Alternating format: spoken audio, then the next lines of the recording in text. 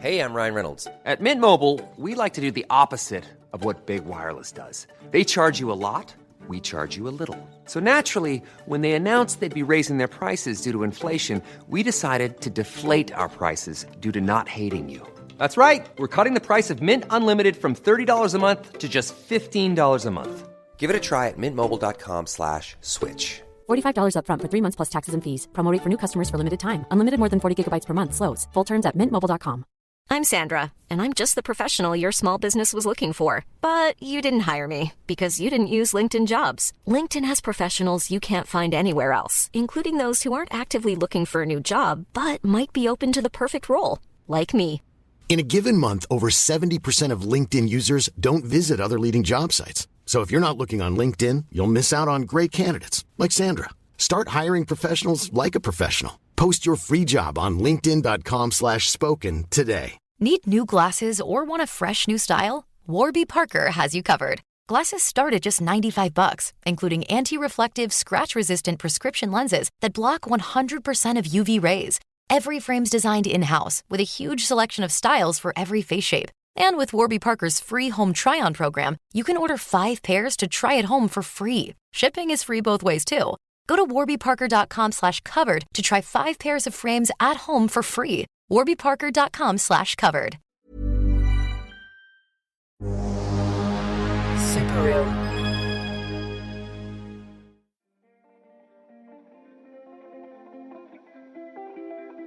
Hey, I'm Julian Morgans, and you're listening to What It Was Like, the show that asks people who have lived through big, dramatic events what it was like.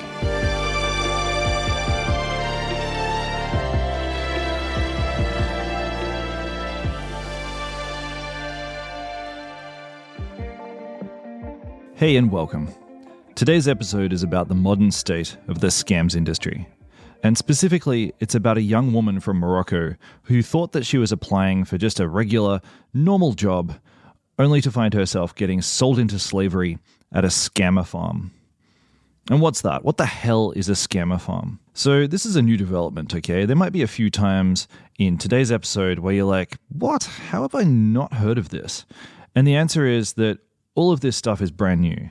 It's this innovation that's currently happening in the global scam business, and it's huge and it's terrifying.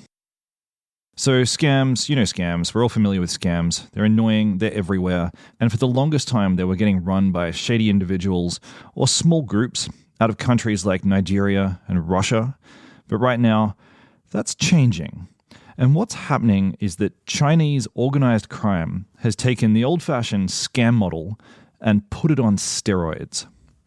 So right now, if you're using Tinder or if you're using TikTok or some kind of online trading platform and a good-looking person that you don't know starts getting chatty with you, the chances are that you're actually speaking to someone who lives in slavery at a compound in Myanmar, Thailand, or Cambodia.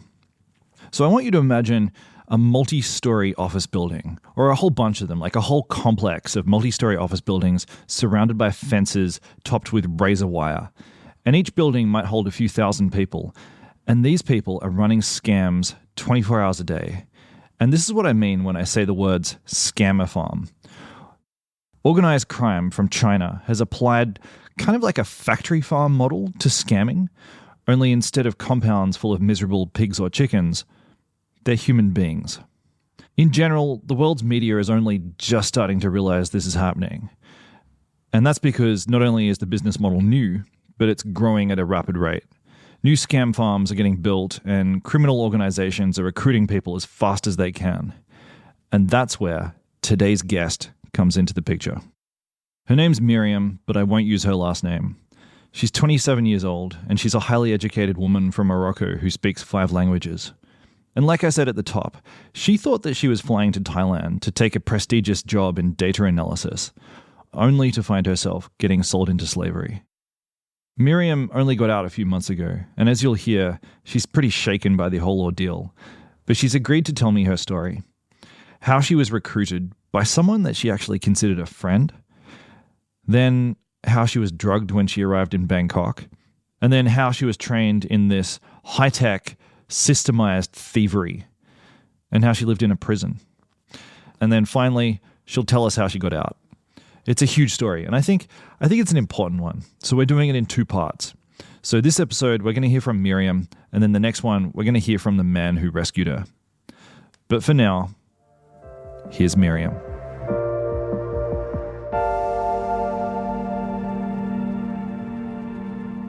Miriam, welcome to the show. Hello. It's the morning in Morocco, is that right? Yes, it's the morning. It's 10 a.m. now. How long have you been back home for? It's been around 4 months now. Okay. And does it feel relaxed to be back home, or are you still feeling a bit anxious? I'm relaxed for now. I mean, At the beginning, it was so hard. I was still feeling like I am still there, like I'm not back yet, because it's like I left my whole soul there, or maybe I lost it for a while, maybe. I don't know.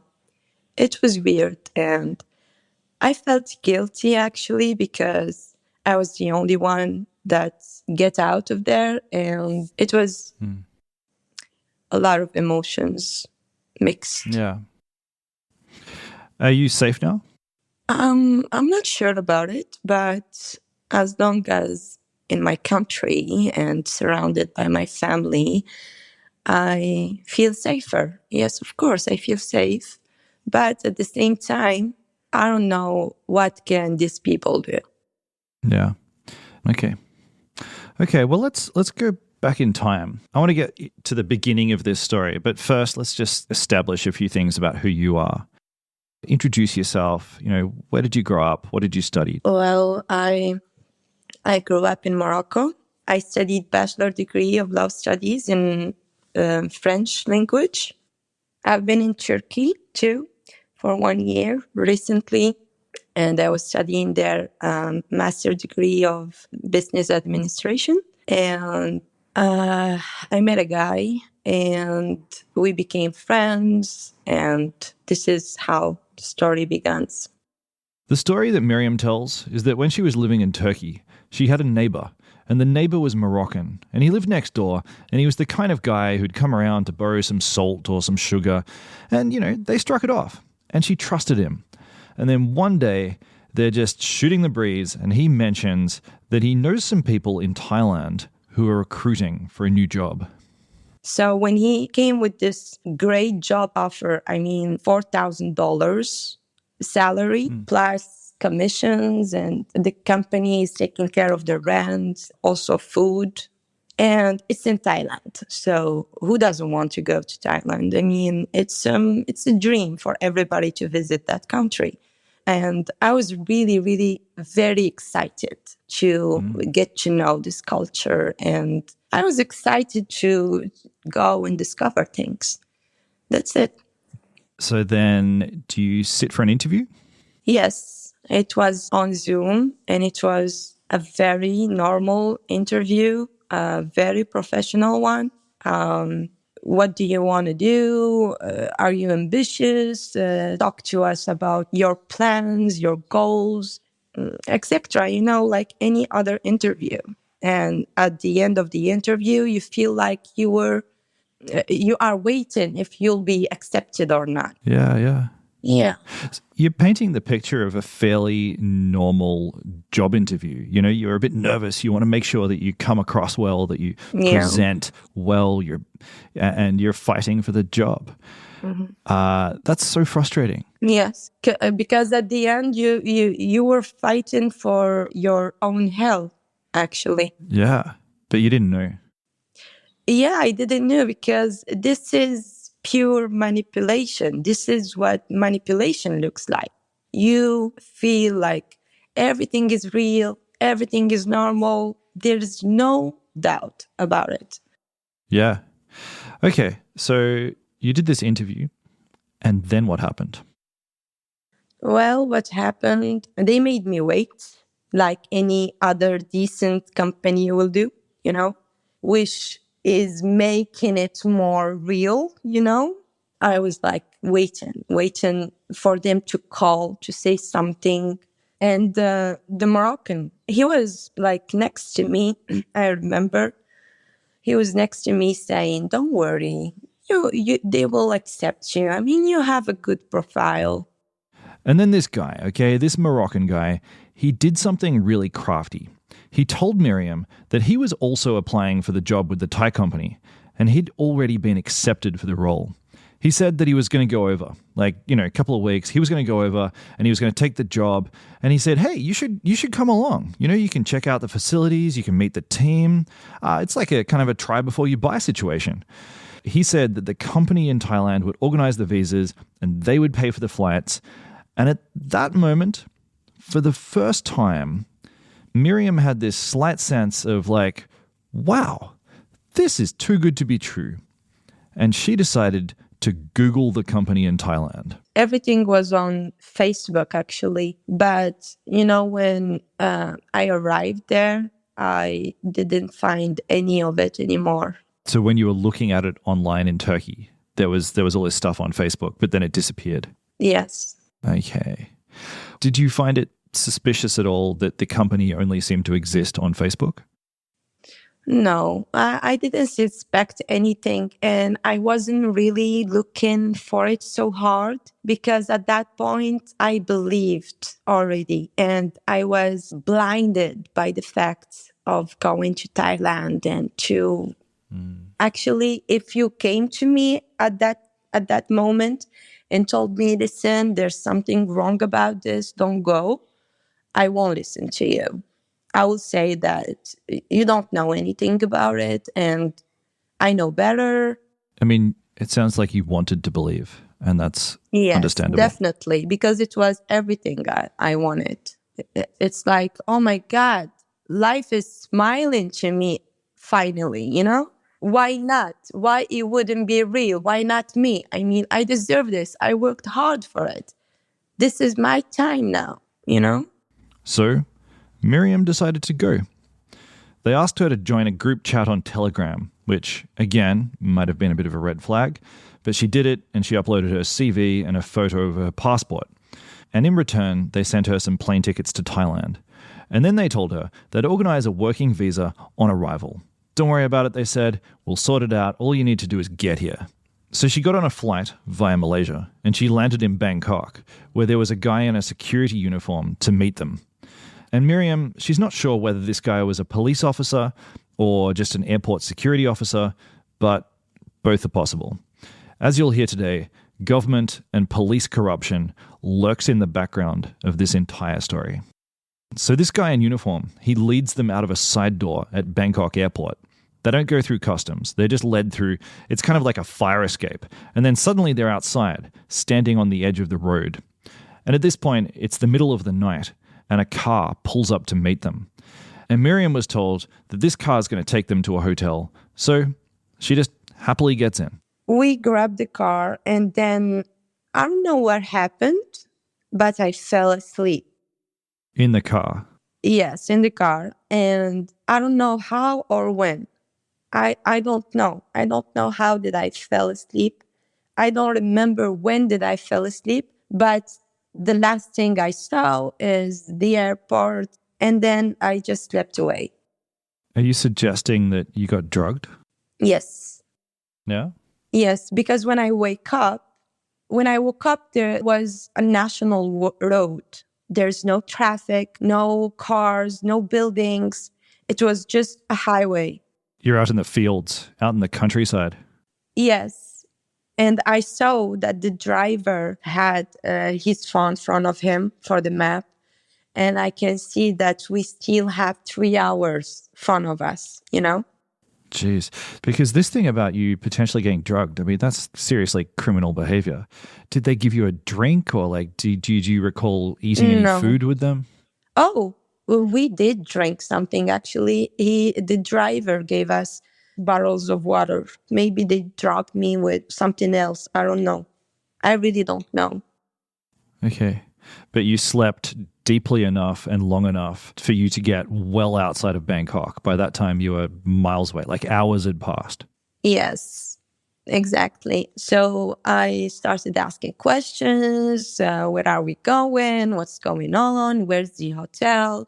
And now when I am asking, he's saying that the hotel is not in Bangkok, that the hotel is in another city. This was your Moroccan friend who was saying that, or this was the driver? No, the Moroccan one.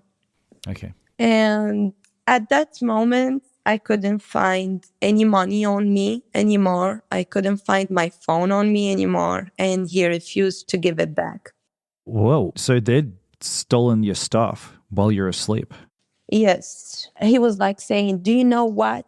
We go to the company and the boss will solve everything. This isn't my fault. It's his fault. I am just like you too. I am coming here. I don't know how it goes. I am discovering things with you too. He was acting like he's just like me. He doesn't know anything. All right, then give me back my money and my phone. No, I won't give it back to you until we get to the company. Why? Because you are angry now and you will call your parents and you will say stuff that you will regret after. Okay. I'm just helping you now. I'm here with you. Like your big brother, don't worry, you know? And that means a lot in Morocco, you know? I'm your big brother and stuff like that. It's things that we really feel. It's like big words for us, you know? I know it's hard to hear this, knowing the trap that Miriam was walking into. But I guess you've just got to imagine that she knows and she trusts this guy. That's how this particular scam works. They're criminals who are basically leveraging their own network, recruiting people they already know, so that when these people, they arrive in Asia and they find themselves drugged and potentially robbed, they can kind of like rationalize why it might all be some big mistake. But anyway, now it's morning and they're still driving in the dawn light when they come to a river. And we were in front of a river and I am like asking him, what is that? And he said, it's just Thailand. There's rivers everywhere. It's just Thailand. And we crossed that river and there was another car waiting for us. So what was that river? Moe River. Actually, this river is the borders between Myanmar and Thailand. Myanmar is Burma. Okay. Actually, people knows it as Burma more than Myanmar. It's a very recent name. So they'd just smuggled you out of Thailand, out of the country. Yes. And hadn't even told you. Yes, and everything was so smooth. From there, it was another 30-minute drive, and then they pulled up at a compound. Imagine a complex of 3-story buildings. They've got red-tiled roofs and walls painted white, and the whole thing kind of looks like a university campus, except there's a big fence around the outside, an armed guard standing at the gate. And for miles around, there's nothing but jungle and fields, and it's obvious that they're in a pretty isolated place. And the gate opens up, and the car drives inside. And at first, Miriam starts to feel relieved, because she looks around, and actually, aside from the armed guards and aside from the fences, the place looks kind of nice. It looked like a small community, like people are living there. There's even families there, children, and a lot of restaurants. There's a casino, there's a gym, there's basketball. So it made it look like very normal, like it's just a building next to the river from the other side. That's all. I didn't feel like we were in another country. It sounds to me at this point that suddenly your fears have been alleviated. Yes. Like maybe the journey in was really terrifying, but then you get there and you're like, actually it's going to be okay. It's nice. Yes, it's cool. There's nothing wrong. I was just afraid, I'm just making stories in my mind. I was like justifying what they are doing, actually. Right. And you weren't worried about the fact that you'd just fallen asleep inexplicably for 3 hours, like the fact that you've probably been drugged? Yes, I was like saying I was so tired. It's a very, very long trouble. This is how I was explaining things. And that's how the trap closed around her. But for the first 2 weeks, it was actually fun. Miriam says that they asked her to rest up, and she was invited to eat lots at the restaurant, and she partied with some of the managers. They never gave back her phone, but instead they gave her a brand new iPhone 15 Pro Max, which she said was a dramatic upgrade, so she didn't complain. And basically, at first, there was a real effort to keep her happy and alleviate her fears. And it worked, until she discovered that they weren't actually in Thailand. After 2 weeks, I discovered that I'm not in Thailand, that I am in Burma. How did you discover this? Well, you'll laugh. I'm ready to laugh. I didn't even discover it myself. There was another Moroccan guy, and he was the one who told me about Myanmar. What did he say? He was like, we are not in Thailand. What are you talking about? We are in Myanmar. And I said, what is Myanmar? I never heard about this country. And he told me, go ahead and check it. I was like, are you crazy? What is this joke? And he Googled it for me and he showed it to me on the computer. And I was like, it was the first time I see Myanmar, and there was written next to it, very small, Burma. And I was like, what the fuck? I'm in Burma? Because I know Burma. I don't know Myanmar, but I know Burma. And I was like, holy father, I am really in Burma. And I was like shaken, and I was I was shocked. Yeah. And Chinese knew about it. I don't know how. Maybe they are putting cameras to watch us inside the office or something like that. Oh, wait. So you mean like management found out that you weren't in Thailand? Yes. Okay. And they came to me. I was crying and I was shaking and stuff like that. And there were so many, and I didn't understand anything anymore. Okay. I was like, I need to go from here right now. I need to go home. I don't want to stay here.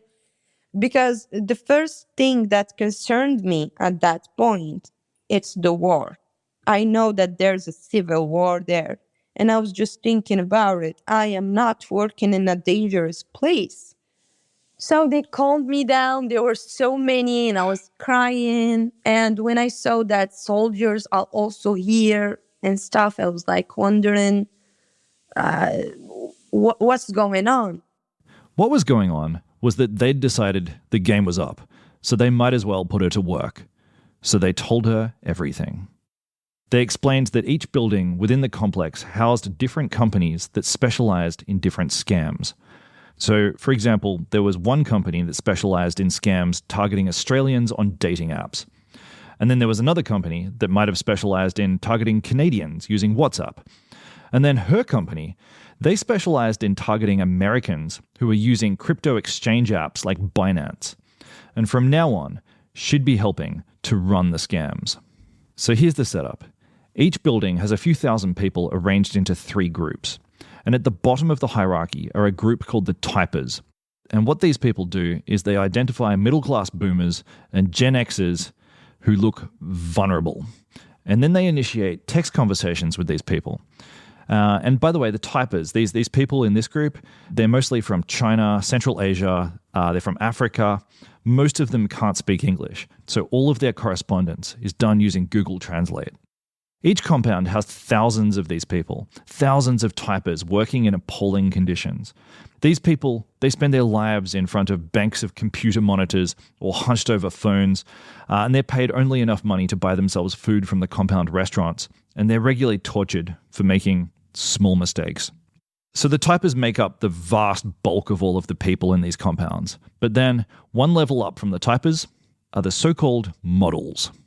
These are high-value people. These are high-value slaves because they speak good English. And this was why they were so good to Miriam for the first 2 weeks. She'd been recruited to become a model. And what that means is that every time someone in the US or in Australia demands to speak on the phone or over Zoom, to have a face-to-face conversation, it was Miriam's job to speak with them. So let's say that the typer would be getting them warmed up, a bit of back and forth, getting them into the scam, and then the person says, are you even a real person? And at that point, the typer takes the entire conversation, a full transcript of everything they've discussed, takes it up to Miriam in her office and says, here, read all this. I need to get on the phone with this person I'm trying to scam. And then Miriam would basically take it from there. And then she'd get on the phone. So that's kind of like your middle group. And then finally, each scam company has a management team. These are the people at the top. They're the most experienced scammers. And sometimes these people jump in when scams are falling apart and they offer mentorship, but they also offer punishment and they snitch. They snitch to the company owners. Every time a typer screws up or if Miriam screws up, it was the management team that would snitch. Part of the management team also included the company's Chinese owners. Now, these people didn't speak any English. They're basically accompanied at all times by a translator. But these people were constantly floating around. You know, they were just keeping tabs on the proceedings. And when they felt like things weren't going to plan, they'd order punishment. And we're going to hear more about these punishments later. But at this point, Miriam was still underestimating the seriousness of her predicament. She knew that it was going to be hard to leave. She knew that she couldn't just walk out the gate. But she didn't yet feel trapped. She'd actually become close with her manager after 2 weeks of leisurely lunches at the rooftop restaurant. And this manager had told her that it was now dangerous to leave due to the civil war raging outside the gate. So he pleaded with her really nicely to come on, hey, look, I know it's scams. I know it's not cool. It's unethical. It's illegal. Sure, I know that. But just work with us for 6 months. You're here now, and you're going to receive a good wage. And then when you've done your 6 months, we'll get you home safely. We'll organize your visas. We'll get you out of the country with a military escort. So instead of arguing, Miriam relented. And then she got to work. Hey, we're just going to stop here for a quick ad break, but stick around. We'll be right back with more What It Was Like. Cool fact, a crocodile can't stick out its tongue. Also, you can get health insurance for a month or just under a year in some states. United Healthcare short-term insurance plans, underwritten by Golden Rule Insurance Company, offer flexible, budget-friendly coverage for you. Learn more at uh1.com. If you're looking for plump lips that last, you need to know about Juvederm lip fillers. With Juvederm Volbella XC and Juvederm Ultra XC, your lip look, whether it's subtle or bold, can last up to 1 full year with optimal treatment and no additional maintenance. Find a licensed specialist and see if it's right for you at Juvederm.com today. That's JUVEDERM.com. Add fullness to lips in adults over 21 with Juvederm Volbella XC or Juvederm Ultra XC. Do not use if you have severe allergies or a history of severe allergic reactions, or if you're allergic to lidocaine or the proteins used in Juvederm. Tell your doctor if you have a history of scarring or taking medicines that decrease the body's immune response or that can prolong bleeding. Common side effects include injection site redness, swelling, pain, tenderness, firmness, lumps, bumps, bruising, discoloration, or itching. As with all fillers, there's a rare risk of unintentional injection into a blood vessel, which can cause vision abnormalities, blindness, stroke, temporary scabs, or scarring. For full, important safety information, visit Juvederm.com. Need new glasses or want a fresh new style? Warby Parker has you covered. Glasses start at just $95, including anti-reflective, scratch-resistant prescription lenses that block 100% of UV rays. Every frame's designed in-house with a huge selection of styles for every face shape. And with Warby Parker's free home try-on program, you can order 5 pairs to try at home for free. Shipping is free both ways, too. Go to warbyparker.com/covered to try 5 pairs of frames at home for free. warbyparker.com/covered. Hi, this is Paige from Giggly Squad, and I want to talk to you about Splash Refresher and my water intake. Okay, so you guys obviously know that I'm a hydrated girly, but sometimes when you drink that much water, it starts to just taste bland, and you're just like, I need something to spice it up. That's why I love Splash Refresher. It has 0 sugar, 0 calories, and it's a splash of sweetness. And they come in 5 different flavors. They're so good. Wild berry, acai grape, pineapple mango, lemon, and mandarin orange. My favorite is the wild berry because I just love a berry. So if you're like me and you're drinking water all day, then try Splash Refresher. It's going to absolutely change your water game, and it's good for you.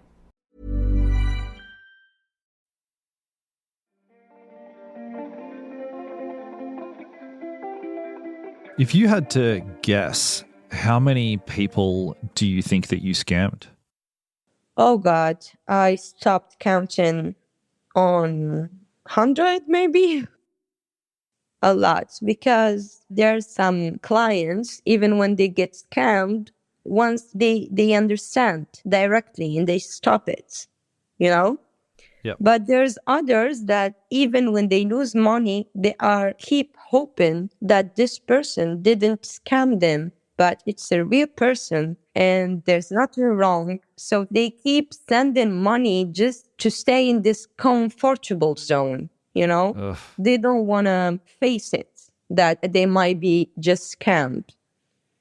Yeah, You understand? yeah.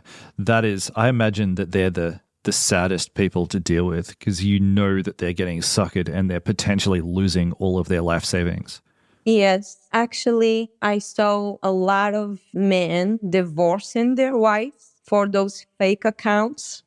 And actually, they deserve this. I'm sorry. Wait, the wives did, or what do you mean? No, I mean, they are divorcing their wives because of those fake accounts for this woman. Okay, all right. So it's like they're talking to someone online, they fall in love with them, and then they're like, oh, you know what? I'm going to divorce my wife so that I can be with this person online. They are dreaming together. You know, when I talk to the client, so the Chinese team leader is like listening to me if I am talking with an exciting tone, and maybe they will ask me to cry on the phone. The clients need to hear me crying. Or maybe they will say, he's a funny person. You need to make a lot of jokes with him and you need to, you know, things like that. I need to talk with emotion. I need to act. Yeah. That I am that character, actually. You became an actor. Yes, more than an actor. It's being totally this fake person, this character. It's, you are not there anymore. I'm talking to the client like I am a real CEO and I have a lot of money, and I am like being sarcastic. I am sometimes telling him, oh, you don't have $50,000 in your bank account? How do you live, bro? Something like that. Right. You're like a bit demeaning. Yes, like $50,000 is nothing. It's just the minimum that you need to have in your bank account, you know? Okay. Right, because you were masquerading as this like fancy lady who was making investments in Bitcoin and stuff. Yes, I am like, because you see in the fancy life you are living on your profile, and I need to convince him that cryptocurrency is the future, because this is what it's about. My life became like that and changed because of one app.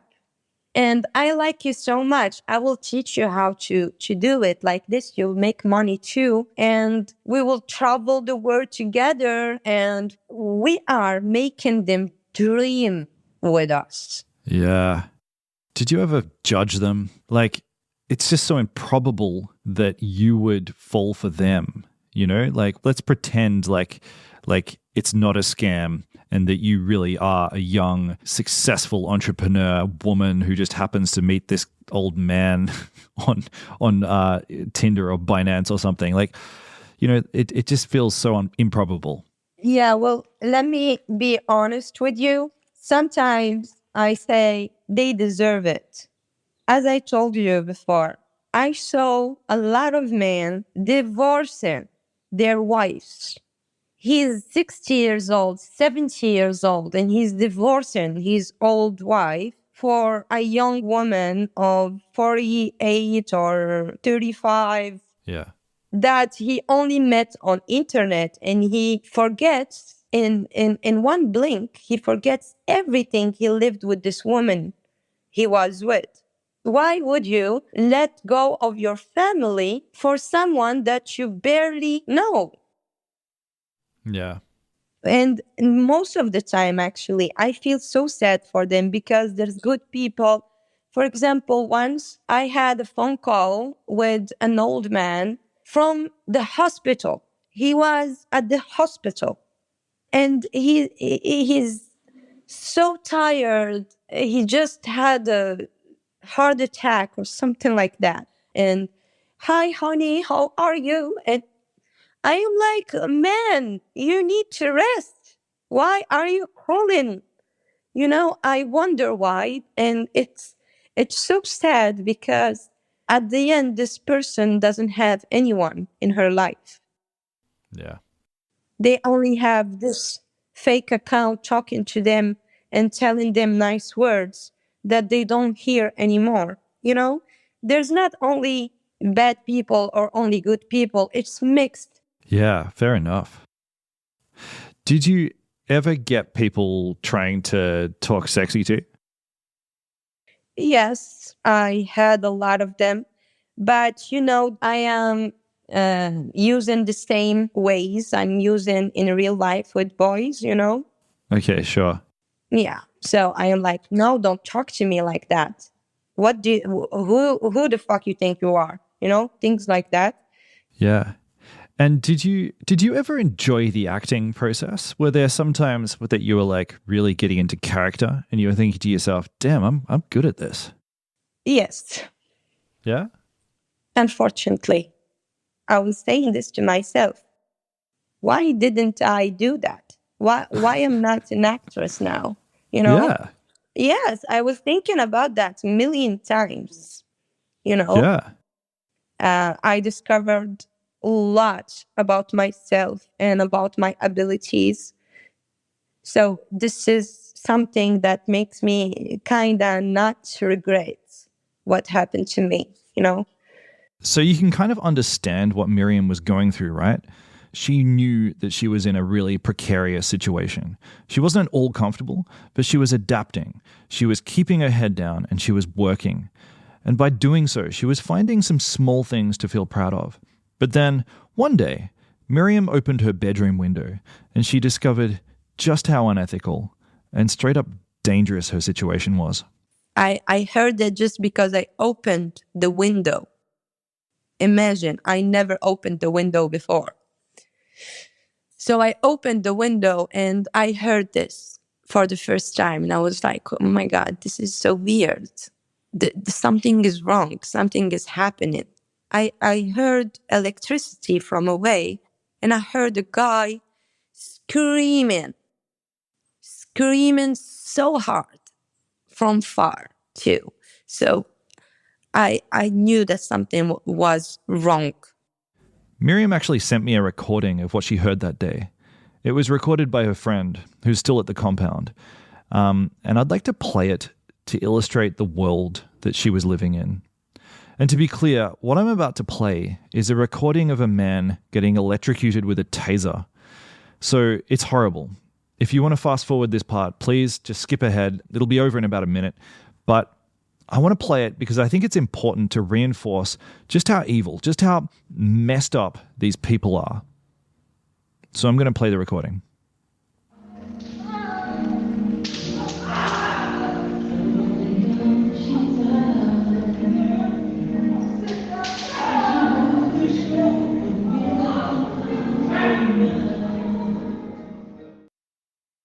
For me, listening to this, I think one of the ugliest things is that they're playing this Asian pop music over the top.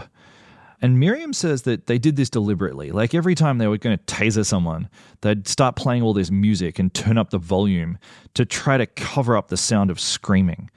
And somehow the mixture of torture and pop creates this really grotesque sound. The whole is just, it's hard to listen to.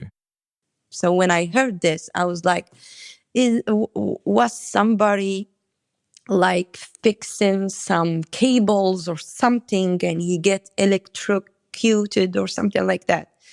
But after a few days, I hear the same thing again, because after I heard it, I always opened the window. I wanted to understand what did I heard exactly. And I heard it another time and another time and another time. After hearing this sound a few times, Miriam realized she was in deep trouble. She probably wasn't going anywhere. The thing about being able to leave in 6 months was almost certainly a lie. And if she tried to escape, she'd be tortured. So she tried to bargain her way out. She spoke to a guy in management about leaving, and here's what he told her.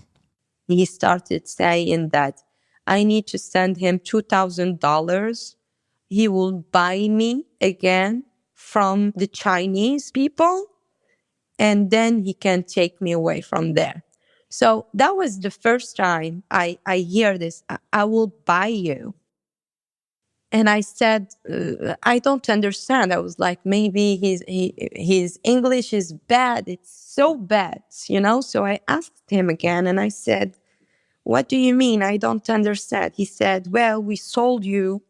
He's saying this just like that, like it's normal.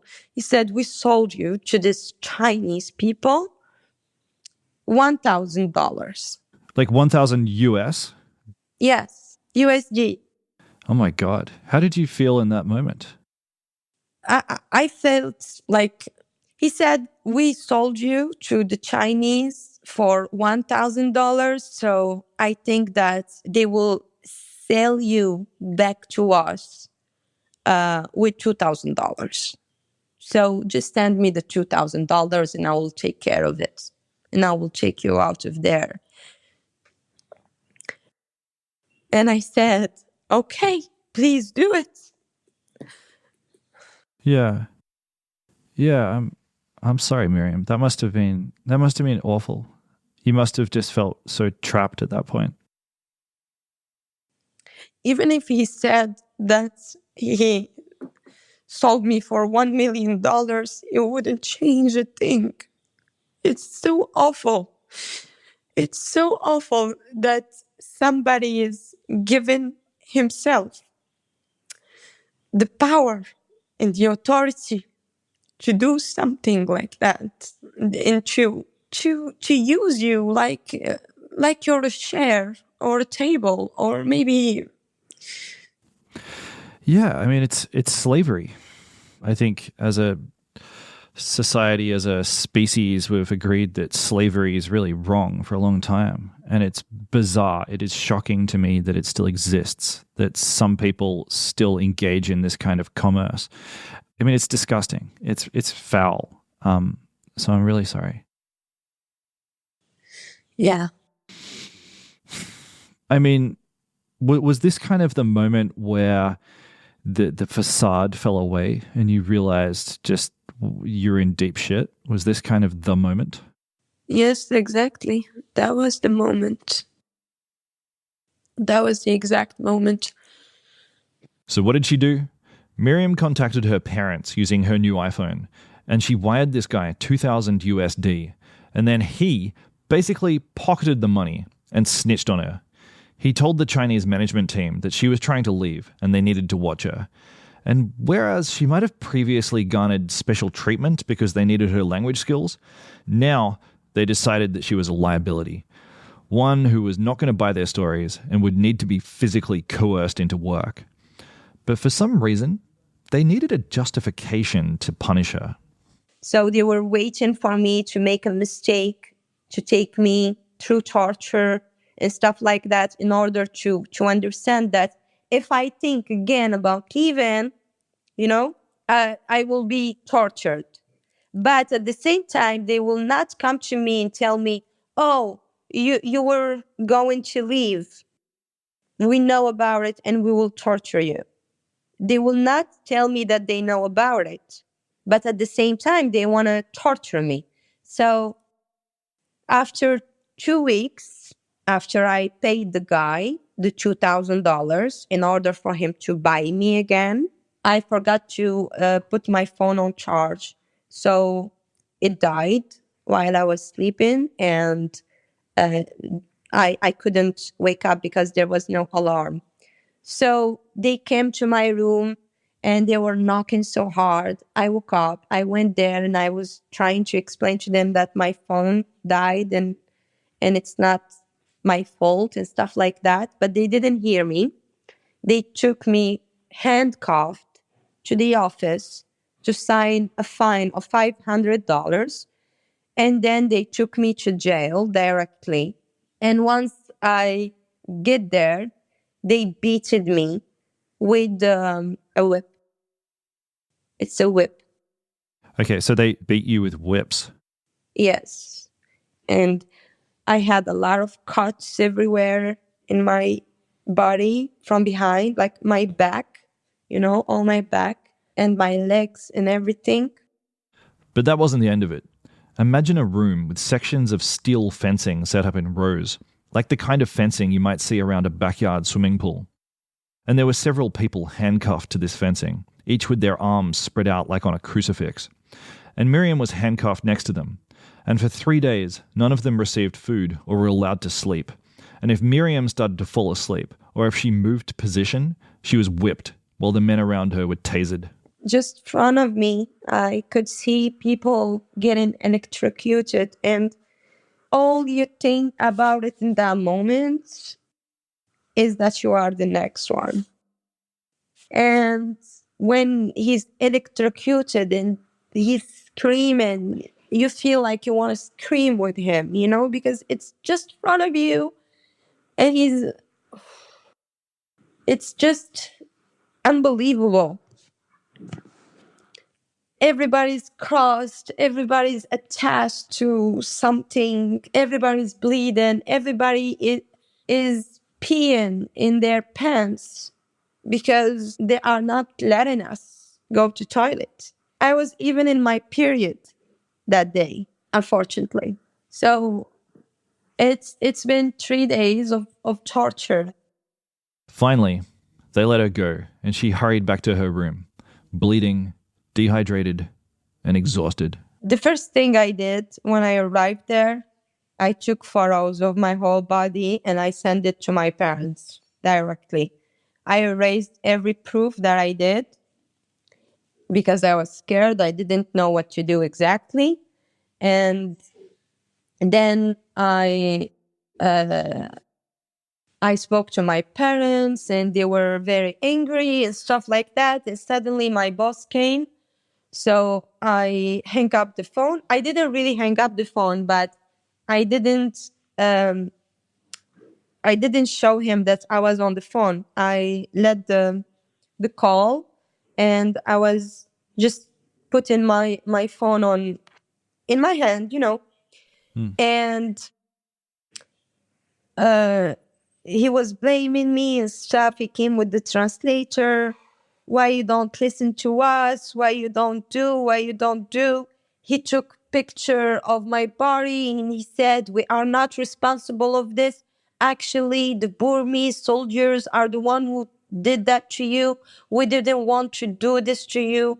We only wanted to punish you and cross you, not to beat you. It's the same. It's torture, bro. Yeah, it's torture. It's torture. And after I said, yes, I'm sorry. I said that I was sorry. And I apologized to the boss and I said, I won't do this again. I was acting because I know that this is exactly what he wants to hear. So I told him exactly what he wants to hear.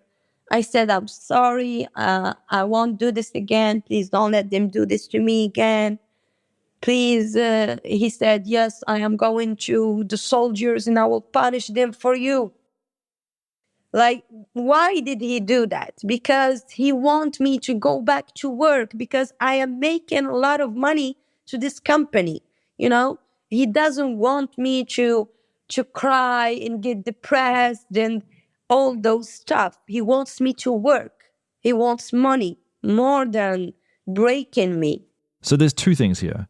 First, there's the fact that Miriam was expected to just go back to work after being tortured. But the other thing was that Miriam was trying to call for help. Miriam took photos of her injuries after being tortured and sent them to her parents with her iPhone that she'd been supplied with. And everyone told her that this was a bad idea. Everyone was like, these iPhones, they're bugged. Do not share anything personal on them. But for whatever reason, the SOS worked. Her parents contacted the Moroccan embassy, who said that they would try, but then ran out of options pretty quick. See, the thing is that Myanmar is a bit of a global pariah when it comes to diplomatic relations. The country is run by the military, and you can't just rescue someone from a heavily armed compound. So the embassy told her parents they couldn't help. But then they got in touch with a Thai-based NGO called Global Advanced Projects. They'd operated in the region for decades, and they had a plan to leverage their relationship with another organization that's going to remain nameless for security reasons. And this other organization could possibly, hopefully, help to get her out. But Miriam would need to buy them some time. They told her, just lay low, we need some time, just keep out of trouble. And she tried, but it didn't quite work out. Because I was using 2 chairs to sit, because I had scars on my whole legs, so I couldn't sit correctly. So at that point, the other team leader came and he said, "You are fired." And it was really funny to say that. I barely stopped myself from laughing. And I was fired, and you don't have the right to leave your room. So I was actually happy going back to my room. But once I arrived there, they sent 2 guards to stay with me inside my room. So Miriam went back to her room for getting fired, inverted commas, only to find that she's now under armed guard. She's then told that if she pays them $7,500 USD, they'll let her go, which, of course, is nonsense, but she decides to play along as an insurance policy. This is a time delay technique, so she calls her dad in front of them, and she asks him to transfer money using a crypto app called Binance. I made him make the Binance account, because I know in Binance, to make your account verified, you need to wait 3 days. So I made him make the account and make screenshots, doing everything step by step. He sent me everything, and he sent me also the screenshot of your account will be verified in 72 hours. And here's where a very desperate escape plan started to form. Miriam was just hoping that within 3 days, the NGO would find a way to get her out. It was a long shot, but she didn't have any other ideas. If she could just avoid getting tortured for 3 days, she might make it out. So after organizing the Binance thing, she went to the toilet to put on all of her clothes. 3 pants, 4 t-shirts, a lot of clothes on me, because the first thing I was thinking about is that they will beat me up again. So I was putting a lot of clothes on me. Like this, I might protect a little my skin, Okay, all right. So this situation with these guards, are they standing outside your room or are they inside your room? Inside. Oh, yeah. That guy that came the first night, he was scaring me a lot. I was scared. He was playing with the handcuffs. Sometimes he's playing with the taser. I'm hearing electricity. But then Miriam got a demonstration of how well this NGO was connected. She talks about getting one of the NGO guys on the line and handing the phone to the guard who was scaring her. And this guard, he started speaking to the NGO guy, and he immediately backed down. And the guy suddenly became very nice and very quiet and talking very, with a calm tone, with respect. He was talking to him with respect, Wow. Yes, his tone changed. Everything changed. So what's happening here? How was an NGO worker able to convince a guard to back off? Well, honestly, it all comes down to some pretty convoluted power dynamics.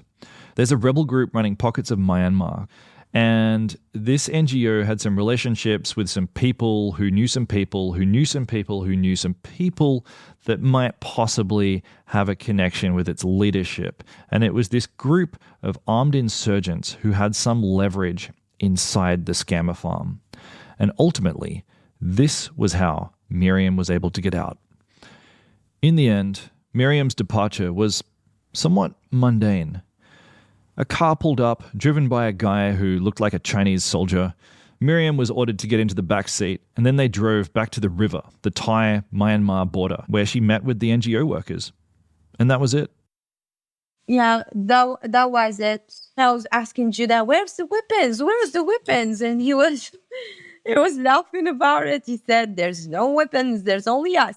And we just took the road. We had to change the car multiple times, and we had to move quick because the Chinese were not okay with my release. You understand? Yeah, I can imagine.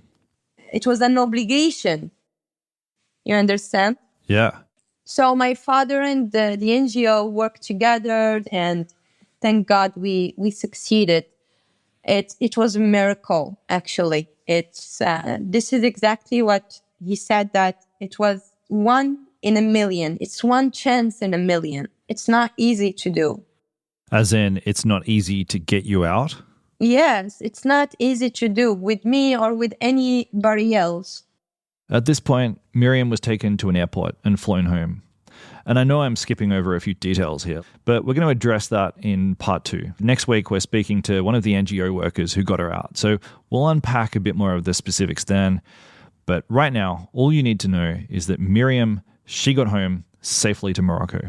So how did you feel like that moment that you stepped off the plane? It must have been amazing, right? Yes, it was. It was amazing to see my family again. I thought that I will never see them again. And I was happy and sad and everything at the same time. Was it surreal? Yes, it was. It was surreal, yes. I mean, I just can't even imagine, that moment of like hugging your parents and realizing that not only were you going to survive, but that you were going to see the people you love again and you'd get your old life back. That must have been one of the most powerful moments of your life. Yes, it is. And it was unbelievable. And I was sad because I didn't have the right to be sad there. I didn't have the right to cry because I had to do that job. I had to call people. I had to talk with emotions. I had to protect myself from getting tortured. So I was holding my own emotions to me. I was keeping it for me inside. And once I'm out, it's like all those emotions I hold all that time coming back to me. So that's how Miriam got out. And that was in February, just this year, a few months ago. So as you can imagine, she's still processing what happened and she's healing. The first month, I was terrified from knocking on the door. Or maybe I'm just sitting in the living room and one of my parents is coming or something. And I just, I'm freaking out. Just things like that. For the first month, I was like that. But with time, I couldn't survive it alone. So I had to go to a doctor and to talk to someone professional, and I had to go through a psychiatric treatment in order to sleep, to eat, things like that. And I'm getting better day after day. Still hurts, but less than before. Miriam says that she's now got a mission. When she went over to Thailand at the end of last year, her priority was to advance her career. She wanted to have big experiences and earn big money, but now it's all changed. For her, life is now about trying to rescue other Moroccans who have been imprisoned in scammer farms and to raise awareness about what's going on. And I know that there's still Moroccans there. It will be a crime from me to not talk about it and not tell the police about it. I already told the embassy about it. They already know everything about it, but they can't do anything about it, as they say. So if the embassy couldn't help me there, my country will help me inside because I have rights.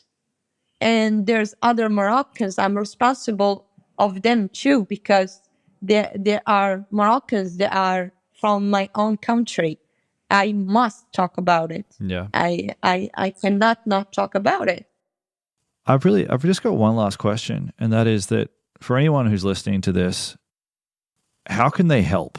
Because it seems to me like you're taking on the fight. You're on this mission to try to help stop this from happening and to destroy this awful system that's been created.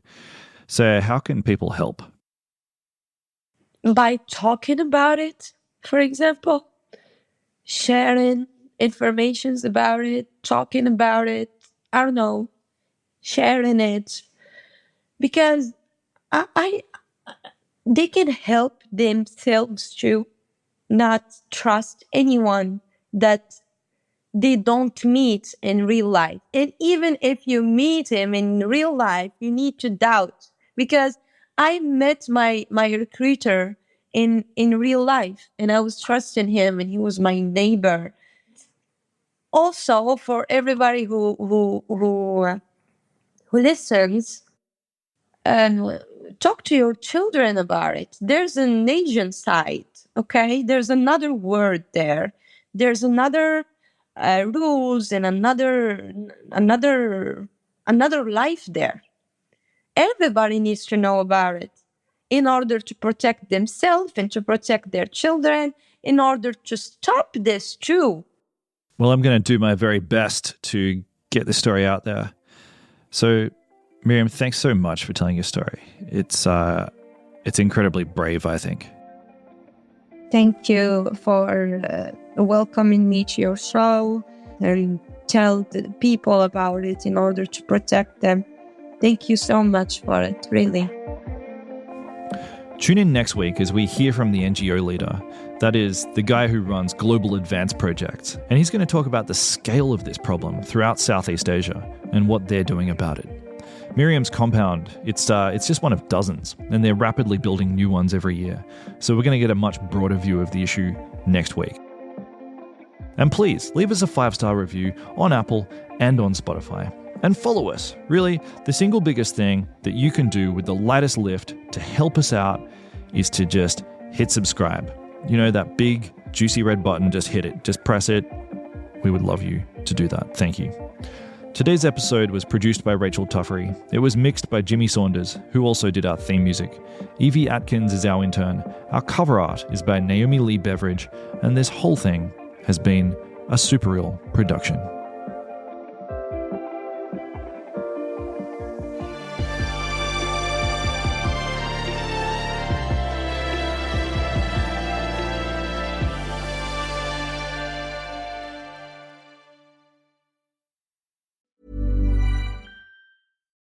Why don't more infant formula companies use organic, grass-fed whole milk instead of skim? Why don't more infant formula companies use the latest breast milk science? Why don't more infant formula companies run their own clinical trials? Why don't more infant formula companies use more of the proteins found in breast milk? Why don't more infant formula companies have their own factories instead of outsourcing their manufacturing? We wondered the same thing. So we made ByHeart, a better formula for formula. Learn more at byheart.com. Hello, this is Danny Pellegrino, host of the Everything Iconic podcast, and I'm here to tell you all about Splash Refresher, because hydration is mandatory, but boring is not. Now, I love my water, but if I don't spice it up, I'm not going to finish what I took out of the fridge. That's why I love my Splash Refresher, which is flavorful, delicious, bright, hydrating, and 0 calories. The wild berry flavor is my fave. No, wait, is the pineapple mango flavor my fave? You know what? All 5 craveable Splash Refresher flavors are my fave because they're so delicious. So get hydrated and enjoy it with Splash Refresher.